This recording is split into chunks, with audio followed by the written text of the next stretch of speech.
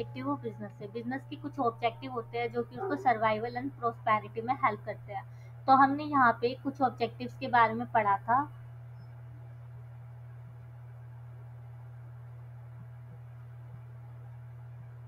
जैसे कि पहला अपना है मार्केट स्टैंडिंग। मार्केट स्टैंडिंग में हमने क्या देखा था कि हमें गुडविल एंड रेपुटेशन नाम बनाना होता है अपने बिजनेस का, सो दैट कस्टमर हमारे पास ज़्यादा आ पाए। कैसे?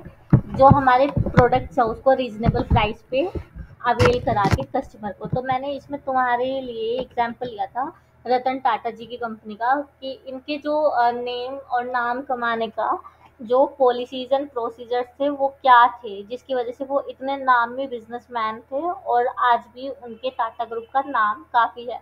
तो ये एम्प्लॉय फ्रेंडली पॉलिसीज रखते थे, और स्मॉल फैमिलीज के लिए जो कि कार अफोर्ड नहीं कर सकती थी उनके लिए नैनो लेके आए। फिर उन्होंने IISC की फाउंडेशन रखी जिसमें कि रिसर्च एंड डेवलपमेंट को काफ़ी ज़्यादा प्रमोट किया गया था। तो ये चीज़ें क्या है, गुडविल एंड रेपुटेशन को प्रमोट करने का तरीका है जो कि एक बिजनेस के लिए काफ़ी ज़रूरी है। तो यहाँ पे मैंने कीवर्ड लिखवाए थे, तो मैं गुडविल एंड रेपुटेशन का, फिर offer the competitive product at reasonable price. फिर उसके बाद हमने इनोवेशन के बारे में देखा था। इनोवेशन क्या है, सेंट्रल टू ग्रोथ है, to scale up and give the competitive advantage. और इसमें हमने क्या पढ़ा था, इनोवेशन क्या है, introduction of new ideas and methods है, जिसमें कि हमने टू टाइप की इनोवेशन पढ़ी थी, innovation in product and innovation in various skills and activities. जहाँ की मैंने तुम्हें ट्रेडिशनल ड्राइंग का एग्जांपल दिया था कि जूम इन फीचर आ चुका है, और पहले हम पेपर पेन क्रेयॉन से बनाते थे, और अब इनोवेशन प्रोडक्ट में क्या है, जैसे कार की इनोवेशन की, एक्सीडेंट का काफ़ी सारा जो न्यूज़ है हम सुनते हैं, जिसमें जैसे मान लो ड्राइवर सो गया तो कार उसको खुद उठाती है, उठा के अगर वो उठता नहीं है तो वो लेन की तरफ लेके जाने लगती है ऑटोमेटिकली, और अदर ड्राइवर्स को क्या करती है, अलर्ट करती है कि कुछ ना कुछ रॉन्ग हो रहा है, और साथ में इमरजेंसी ओपनिंग कर देती है कार की। तो इसके लिए मैंने तुम्हें यहाँ पे एक वीडियो दिखाई थी, अगर तुम्हें याद हो तो, ये गर्ल की पिक्चर दिखाई थी और एक वीडियो दिखाई थी वो ड्राइवर वाला जो मैंने नरेट किया। देन उसके बाद है प्रोडक्टिविटी। प्रोडक्टिविटी में अगर तुम्हें याद हो तो मैंने एक एक्सेल बना के दिखाई थी तुम्हें, जिसमें इनपुट आउटपुट रेशियो कैसे निकालते हैं, किस तरीके से किया जाता है काम को, वो बताया गया था कि इनपुट जो है वो मेरे रॉ मटेरियल को कहते हैं, और आउटपुट यानी कि टी शर्ट जो मैंने बनाई उसको बोलते हैं। जैसे कि यहाँ हमने देखा था कि रॉ मटेरियल था, इंडस्ट्री बेस्ट प्रैक्टिस ये थी कि 1000 मीटर में 5000 टी शर्ट बन जाती है, और अब मैंने क्या किया, मेरी इंडस्ट्री ने, मेरी एंटिटी ने क्या किया, 4000 बनाई, या 5000 बनाई, या 8000 बनाई। 4000 में तो उसने खुद को नुकसान दे दिया बहुत ज्यादा, क्यों, क्योंकि वो इंडस्ट्री 5000 बना पा रही है, तो हमें क्या कमी रह गई कि हम 4000 ही बना पाए। सेकंड केस में 5000 बनाई यानी कि मीट कर लिया, और उसके बाद मैंने इंडस्ट्री स्टैंडर्ड्स को क्या कर दिया, आउट परफॉर्म कर दिया 8000 टी शर्ट बना के। तो इसको क्या बोलते हैं, इनपुट आउटपुट रेशियो।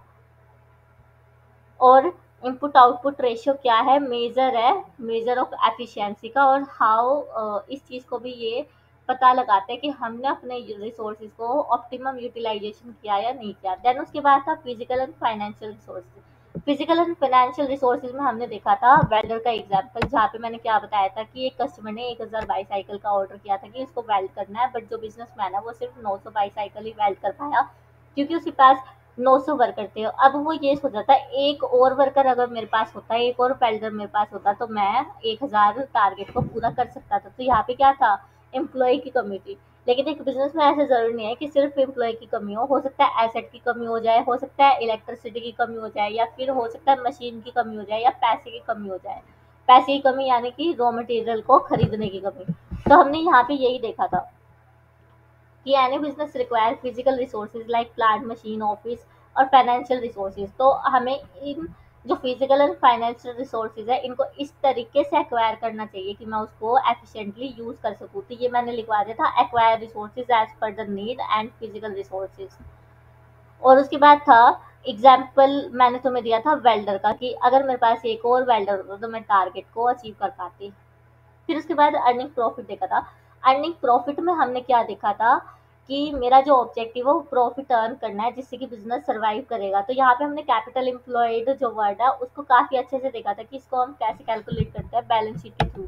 अब यहाँ पे मैं कैलकुलेशन कैसे करते हैं वो नहीं बताऊंगी, क्योंकि ये हमारी रिवीजन क्लास है। यहाँ पे मैं बस तुम्हें इतना बता देती हूँ कि जो कैपिटल एम्प्लॉयड है उसका मतलब ये होता था मेरी जेब से कितना लगा है, यानी मेरा खुद का पैसा और उठाया हुआ पैसा, यानी कि बैंक से मैंने कितना लोन पे उठाया था जिस पे मुझे इंटरेस्ट देना है। तो ये हमने देखा था कि एक रेशियो होती है जिसे हम बोलते हैं return on capital employed ratio, जिसमें कि हम ईबीआईटी को ऊपर लेते हैं, यानी कि प्रॉफिट जो आया उसमें इंटरेस्ट को प्लस कर दिया और टैक्स को माइनस नहीं करना। तो ये मेरे पास क्या आता था, EBIT divide by capital employed. Capital employed यानी कि मेरे पास जो जेब से पैसे लगा, यानी इक्विटी, और उससे मैंने कितना पैसे कमाए यानी प्रॉफिट। तो ये मेरा क्या हो जाता था, मेरा ओन फंड हो जाता था। और मैंने लोन पे कितना पैसा उठाया था वो मुझे लेना होता था, ये क्या बन जाती थी, कैपिटल एम्प्लॉयड। देन उसके बाद सोशल रिस्पॉन्सिबिलिटी। सोशल रिस्पॉन्सिबिलिटी में क्या होता था कि मैंने तुम्हें इंटीग्रेटेड रिपोर्ट के बारे में बताया था। इंटीग्रेटेड रिपोर्ट रियलायंस जियो की, जिसमें मैंने सीएसआर का एग्जाम्पल लिया था कि ये सारी चीजें जो है एक कंपनी की पॉलिसी होती है, कंपनीज एक्ट 2013 के हिसाब से, जो कि सेक्शन 135 बताते हैं कंपनीज एक्ट का। और यहाँ मैंने वीडियो के पार्ट में मैंने कमेंट में करेक्शन करी थी कि वो इंडिया से एट नहीं बनना है, हालांकि वो तुम्हारे नॉलेज के लिए ही था, उसमें तुम्हें ज़्यादा कुछ करना नहीं था, उसे पेपर में नहीं लिखना। तो ये चीज़ तुम पेपर में लिख सकते थे कि सीएसआर जो रिस्पॉन्सिबिलिटी है वो रूरल डेवलपमेंट के लिए हो गई, हेल्थ केयर के लिए हो गई, एजुकेशन के लिए हो गई, एनवायरमेंट एंड इकोलॉजी के लिए हो गई, वीमेन एम्पावरमेंट हो गया। मतलब कि जिस सोसाइटी में रह के एक बिजनेस अपना प्रॉफिट कमा रहा है तो उस सोसाइटी को पे बैक भी करेगा, क्योंकि वो क्या कर रहा है, सोसाइटी के रिसोर्सेज को ही यूज कर रहा है। ठीक है। उसके बाद अपना नेक्स्ट टॉपिक आ जाता है बिजनेस रिस्क। इसे भी हम रिवाइज करते हैं 2 मिनट का ब्रीदर लेके। बिजनेस रिस्क के बारे में देखा था कि जो बिजनेस रिस्क है वो क्या है, पॉसिबिलिटी ऑफ इनएडिक्वेट प्रॉफिट और इवन द लॉसेस, ये हमने पढ़ा था। तो इसमें हमने क्या देखा था कि the term business risk refers to possibility of inadequate profit और even the losses due to uncertainty और अनएक्सपेक्टेड इवेंट। अनसर्टेनिटी मैं तुम्हें काफ़ी बार से बता चुकी हूँ कि lack of knowledge what is going to be in future with us. ठीक है। तो यहाँ पे 2 एग्जाम्पल लिए गए थे कि जो मेरा प्रोडक्ट है उसकी जो डिमांड है वो डिक्लाइन हो चुकी है, या फिर जो मेरा रॉ मटेरियल है उसकी कॉस्ट प्राइस बढ़ चुकी है। कॉस्ट प्राइस बढ़ी तो इसका मतलब कॉस्ट ऑफ प्रोडक्शन बढ़ जाएगी, और कॉस्ट ऑफ प्रोडक्शन बढ़ी, सेल प्राइस उतना का उतना ही है, तो मेरा क्या हो जाएगा, प्रॉफिट रिड्यूस हो जाएगा। ये हमें 2 एग्जाम्पल दिए गए थे। फिर हमने देखा था कि जो बिजनेस रिस्क है वो कितने तरीके के होते हैं। पहला हो गया स्पेक्यूलेटिव एंड दूसरा हो गया प्योर। स्पेक्यूलेटिव का मतलब होता है कि या तो पॉसिबिलिटी ऑफ लॉस भी है, पॉसिबिलिटी ऑफ गेन भी है, यानी मुझे गेन भी हो सकता है, लॉस भी हो सकता है। गेन कब होगा, फेवरेबल चेंज होगा तो किसमें, मार्केट कंडीशन में, fluctuation in demand and supply में, चेंज इन प्राइसेस में, और change in fashion and taste and customer preference में। ठीक है। फेवरेबल चेंज हुआ इन 4 फैक्टर में तो गेन होगा, और अनफेवरेबल हुआ तो लॉस होने वाला है। यहाँ पे मैंने तुम्हारे साथ एग्जाम्पल लिया था, ई रिक्शा का एग्जाम्पल लिया था कि पहले मेरे पास ई रिक्शा अब ई रिक्शा आती है, उससे पहले जो है इंसान चलाते थे बिना पहिए के, देन फिर पहिया आ गया, उसके बाद अब डायरेक्ट ई व्हीकल ही आ गया, जहाँ पे ह्यूमन एफर्ट्स थोड़े कम हो गए, यहाँ पे एक्सरसाइज कम हो गई ह्यूमन की। ठीक है। ये मैंने लिया था चेंज इन मार्केट का। फिर उसके बाद fluctuation in demand and supply में देखा था कि जो छतरिया है, अम्ब्रेला है, वो गर्मियों में बिकता है लोगों को धूप से बचाने के लिए, बट रेनी सीजन में वो और ज़्यादा बिकता है। ठीक है। तो ये fluctuation in demand and supply. फिर उसके बाद चेंज इन करेंसी में देखा था, प्राइसेस में देखा था। हो सकता है मैं ओवरसीज कंपनी को अपनी फैसिलिटीज दे रही हूँ, प्रोफेशनल सर्विसेज दे रही हूँ, तो वहाँ से मुझे पैसा मिल रहा है, तो इन टर्म्स ऑफ डॉलर मिलेगा, तो मैं ये चाहूँगी जितना मुझे मिल रहा है ज़्यादा मिले। तो उसमें फ्लक्चुएशन होती रहती है, कभी कम कभी ज़्यादा। कम होता है तो मुझे लॉस हो जाता है, ज़्यादा होगा तो गेन हो जाएगा। ठीक है। तो ये मैंने एग्जाम्पल तुम्हें रेगुलर लेक्चर में बताया था। देन उसके बाद ट्रेंड के बारे में बताया था कि जैसे ये झुमका वुमका, ये सारी चीज़ें तो मैंने तुम्हें बस एंटरटेनमेंट के लिए दिखाई थी। तो सबसे पहले जैसे गुजराती साड़ी का ट्रेंड आ गया, देन उसके बाद बंगाली का स्टार्ट हो गया, बंगाली के बाद फिर सिल्क की साड़ी आ गई, फिर नेट की साड़ी आ गई, मतलब change in customer taste and preference. फिर उसके बाद था प्योर रिस्क। प्योर रिस्क भी क्या था, मैंने तुम्हें एक लाइन बताई थी, लॉस हो या लॉस ना हो लेकिन गेन तो नहीं होगा इन इवेंट्स के होने से। तो इसमें ये था कि ये इवेंट हुई तो लॉस हो सकता है या नहीं हो सकता, लेकिन गेन तो नहीं होगा। आग लगी तो किसी को सुना है, देखो मेरे घर तो आग लगी, मेरे को तो मजा आया, मेरे को प्रॉफिट हो गया, नहीं सुना ना। तो कुछ इवेंट्स ऐसी होती है जहाँ पे मेरे को गेन की पॉसिबिलिटी नहीं है, लेकिन लॉस या फिर ना लॉस की प्रॉफिट पॉसिबिलिटी तो है। जैसे कि फायर या फिर थेफ्ट या स्ट्राइक। ठीक है। देन उसके बाद nature of business risk. Business risk के नेचर में हमने क्या देखा था कि रिस्क जो है वो असेंशियल पार्ट है एवरी बिजनेस के लिए। रिस्क को हम कम कर सकते हैं लेकिन उसको हम बिल्कुल भी हटा नहीं सकते, मतलब कम कर सकते हैं लेकिन उसको वैनिश नहीं कर सकते, वाइप आउट नहीं कर सकते।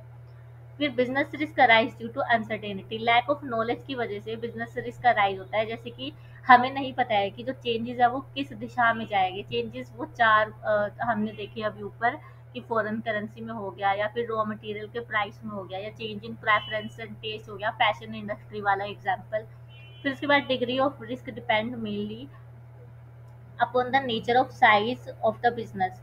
जैसे कि वही फैशन इंडस्ट्री का एग्जांपल लिया था कि जैसा हमारा बिजनेस होगा, मान लो हाई लार्ज स्केल पे होगा तो ज़्यादा रिस्क होगा, कम स्केल पे होगा तो थोड़ा कम होगा। और साथ में जो मेरा नेचर है, यानी फैशन इंडस्ट्री है तो आए दिन उसमें फैशन चेंज होता रहता है, ट्रेंड चेंज होते रहते हैं, तो वो भी एक रिस्क है।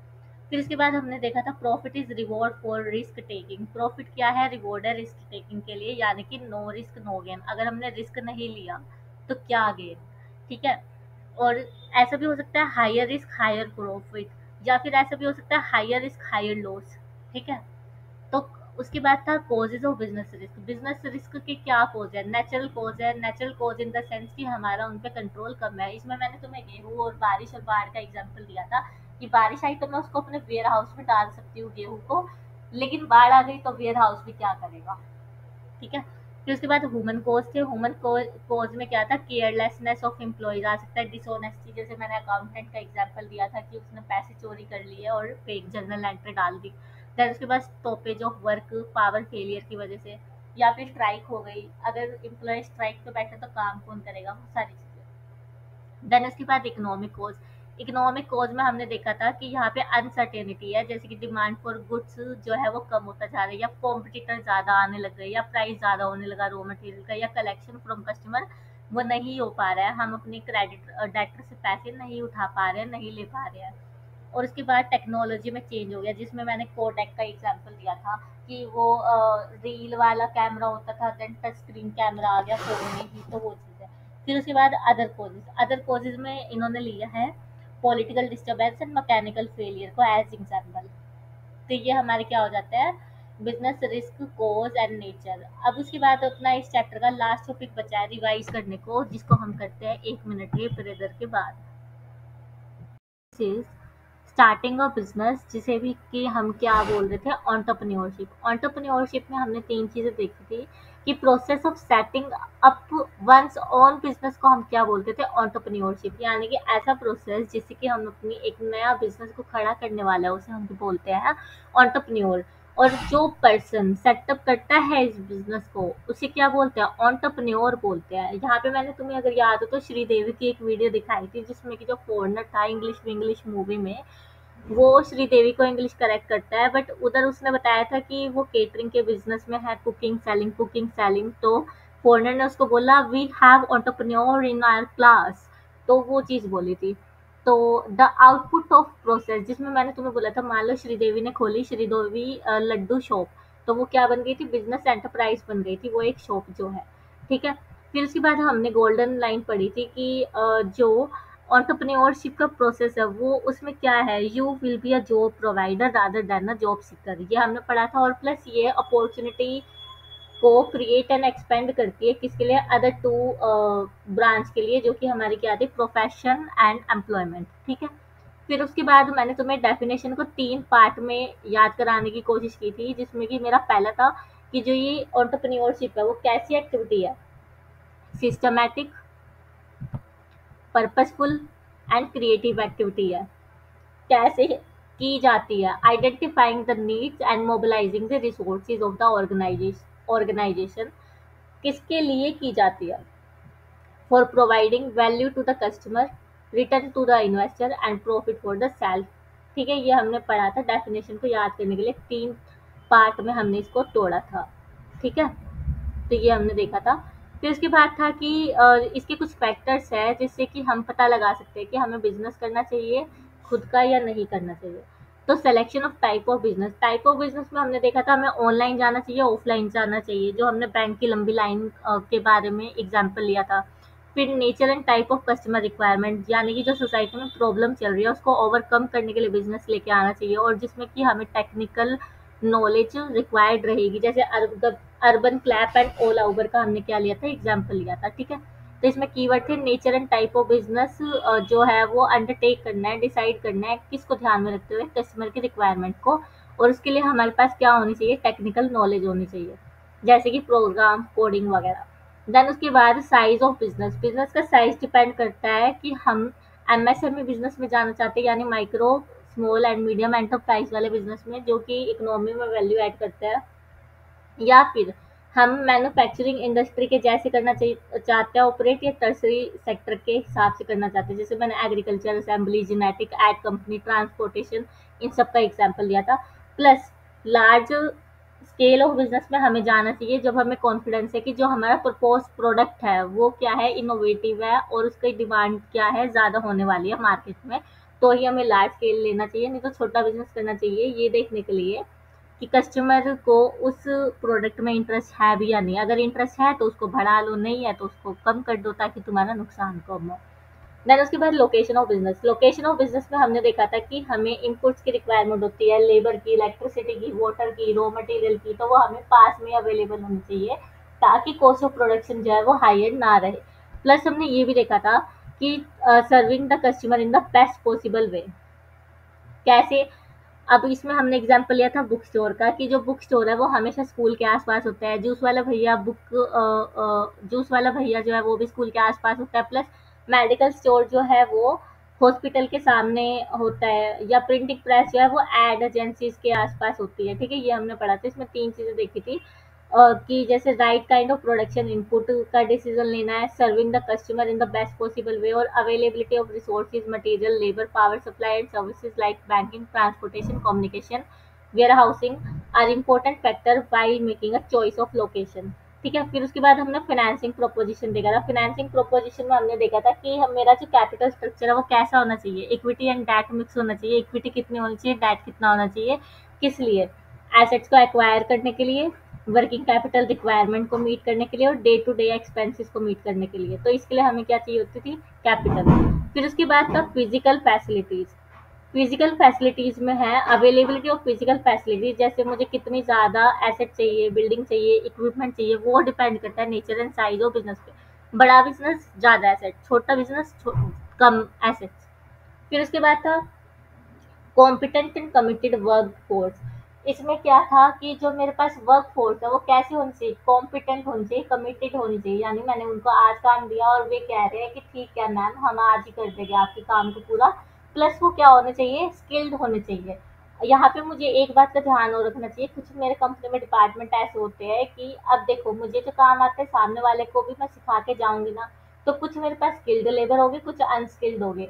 अनस्किल को मैं ट्रेनिंग दूंगी ताकि वो भी कैपेबल बन सके, मेरी जगह पे आके काम कर सके, इन केस मैं अगर उस इंडस्ट्री को छोड़ती हूँ तो यहाँ पे हम क्या करते हैं, अनस्किल्ड लेबर या स्किल्ड लेबर की ट्रेनिंग एंड अप्रेजल करते हैं, उनको मोटिवेट करते हैं, डायरेक्ट करते हैं, सुपरवाइज करते हैं उनके काम को, ठीक है।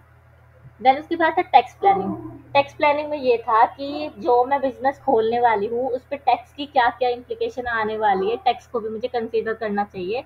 इसमें मैंने तुम्हें काफ़ी सारे एग्जांपल दिए थे कि आज की डेट में कौन कौन से टैक्सेस प्रिवेल करते हैं मार्केट में, जैसे इनकम टैक्स हो गया, जीएसटी, एक्साइज ड्यूटी और कस्टम ड्यूटी, ठीक है। तो इसकी भी इम्प्लीकेशन मुझे क्या करने हैं, लेके चलने हैं, क्योंकि ये जो है अलग अलग कंट्रीज में अलग अलग लॉज हो सकते हैं जो कि मेरे बिजनेस एस्पेक्ट को क्या कर सकते हैं, इन्फ्लुएंस कर सकते हैं, ये चीज़। फिर लॉन्चिंग ऑफ एंटरप्राइज। अब लॉन्चिंग ऑफ एंटरप्राइज में बोला था कि जितने भी मैंने ऊपर स्टेप्स लिए हैं उसके बाद मुझे लॉन्च करना अपनी एंटरप्राइज को। लॉन्च करने से पहले मुझे क्या करनी पड़ती है, डॉक्यूमेंट्री फॉर्मेलिटीज करनी पड़ती है स्टार्ट करने से पहले। फिर मैं प्रोडक्शन स्टार्ट करती हूँ, प्रोडक्शन स्टार्ट किया तो मुझे एडवर्टीजमेंट करनी पड़ेगी, सेल्स प्रमोशन करना पड़ेगा अपने प्रोडक्ट का, ठीक है। उसके लिए मुझे क्या चाहिए, कैपिटल चाहिए, खर्चा करने के लिए कैपिटल चाहिए ना, पैसा चाहिए, तो कितना चाहिए, कहाँ से मिलेगा, और किस वे में मुझे यूटिलाइज करना है। तो ये मेरे क्या हो गए, कुछ डिसीजंस हो गए। और जो मेरी बिजनेस एंटरप्राइज है वो किस फॉर्म में हो सकती है, या तो मैं अकेले खोल सकती हूँ जिसे हम बोलते हैं सोल प्रोप्राइटरशिप फर्म, या फिर अ पार्टनरशिप फर्म और अ कंपनी, ठीक है। For which proper financial planning must be done. और फाइनेंशियल प्लानिंग में क्या आता है मेरे पास, रिक्वायरमेंट ऑफ कैपिटल, कि मुझे कितनी कैपिटल चाहिए, कहाँ से मैं उस कैपिटल को लाऊंगी और किस वे में यूटिलाइज करूंगी। तो ये मेरा हो जाता है यहाँ पे खत्म एंटरप्रेन्योरशिप का रिवीजन। अब यहाँ पे मेन ये था, मैं तुम्हें कुछ चीज़ें दिखा देती हूँ। अब यही जो चीज़ें है ना, मैंने तुम्हारे लिए क्या कर रखा है, समराइज्ड वे में नोट्स बनाए हुए हैं हैंड रिटन, जो कि तुम्हें टेलीग्राम चैनल पे मिल जाएंगे मेरे। ठीक है, यहाँ मैंने तुम्हें मतलब ये जो है ना, तुम अगर तुमने ठीक से मेरी वीडियोस को देखा है, पूरी फुल फ्लैज वीडियो को, देन रिवीजन भी देखी है, तो तुम्हें सिर्फ ना शोर तुम मुझे लिखवा के ले लो, 30 मिनट से ज़्यादा इस चैप्टर को लगेगा ही नहीं रिवाइज करने में, क्योंकि मैंने यहाँ पे क्या किया है, तुम्हारे लिए हैंड रिटन नोट्स भी बना दिए, जैसे ऑक्सिलरीज टू ट्रेड के भी सारे बना दिए है। देन उसके बाद ये देखो, ऑब्जेक्टिव ऑफ बिजनेस को लेके भी बना दिए सारे नोट्स। ऑब्जेक्टिव ऑफ बिजनेस के बाद बिजनेस रिस्क के बना दिए, nature and causes and meaning. Then उसके बाद बिजनेस रिस्क क्या होता है, नेचर और कोज हो गया, फिर एंटरप्रेन्योरशिप का कॉन्सेप्ट हो गया, एंड देन एंटरप्रेन्योरशिप के क्या थे, फैक्टर थे। तो मैं सारा चीज़ें ना तुम्हें प्रोवाइड करती जा रही हूँ, तो ये तुम्हारी चॉइस है कि तुम्हें कैसे यूटिलाइज करना है इन रिसोर्सेज को। ठीक है, तो मैं तुम्हें फुल फ्लैज वीडियो का जो लिंक है वो डिस्क्रिप्शन में दे दूंगी, और टेलीग्राम चैनल को ज्वाइन कर लेना ताकि नेक्स्ट अपडेट मिलती रहे। अब हम इसके बाद क्या है, सेकंड चैप्टर स्टार्ट करने वाले हैं। तो होप तुम्हें रिवीजन अच्छी लगी होगी, और वैसे सच बताऊं तो उन लोगों को ज़्यादा, उन बच्चों को ज़्यादा लगी होगी ये वीडियो अच्छी, जो मुझे स्टार्टिंग से फॉलो करके सारी वीडियोस देखते जा रहे हैं, क्योंकि मैंने वीडियोस में काफ़ी डिटेल में तुम्हें कॉन्सेप्ट को समझाया है।